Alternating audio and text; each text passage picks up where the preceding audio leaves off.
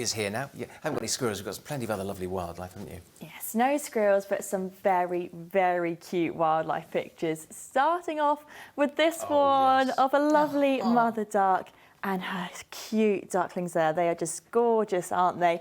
And it feels like a bit of a sign of spring, because that is when they tend to hatch as the weather gets a bit warmer and our days a bit longer as well. But she has got her hands full there. I don't know if you can count, but I think totted up about 17. So one very busy mother.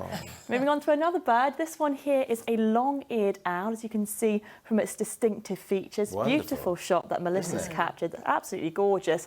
And it's one of our 2 resident owl species in Jersey, the other one being the barn owl. And it's not just bird life as well, but plenty of you been capturing some insects. This is a buff-tailed bumblebee, which is actually the largest of the bumblebees. And again, another sure sign of spring, because they tend to get a bit more active around early March. So another sign we've got some warmer weather on the way. And finally, another photo for you, a lovely butterfly there that Mike captured on a sunnier day earlier this week. And this one is called a peacock butterfly, I think, because it's lovely, gorgeous colours. Beautiful, aren't they? You know, I would have, I need to up my butterfly game. I would have said admiral, yeah. Anyway, but you have to be incredibly observant to find those creatures, but there is something in the sky that's happening that we can all see. Yes, it is a very exciting week in terms of night sky activity, and some of you have already been out and about in recent nights when we've had some clearer skies, capturing some beautiful shots across Guernsey. But as I said, this week is particularly exciting because we've got something happening called a planetary parade.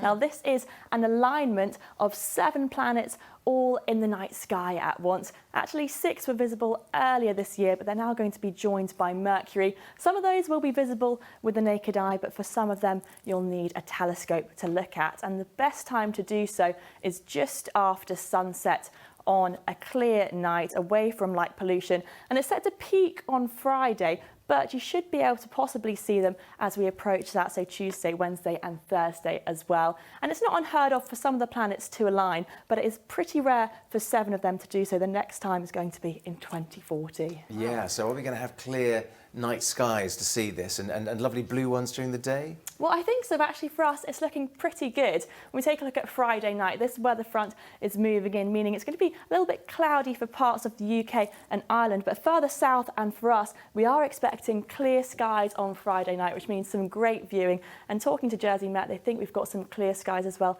on Tuesday and Wednesday. So do keep an eye out, but let's get the rest of the details now.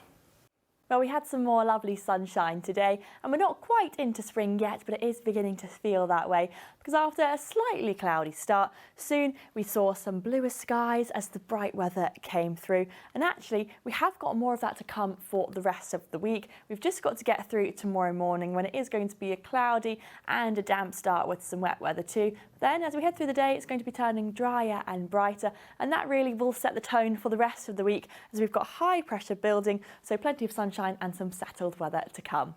Back to tonight then, clear spells to begin. There are still a few showers around though, perhaps a few more of those than during the day, and there's a chance it will start to cloud over slightly as we approach dawn to set the theme for a slightly greyer morning tomorrow morning. We've got minimum temperatures there of 5 to 6 degrees and the risk of a ground frost as well.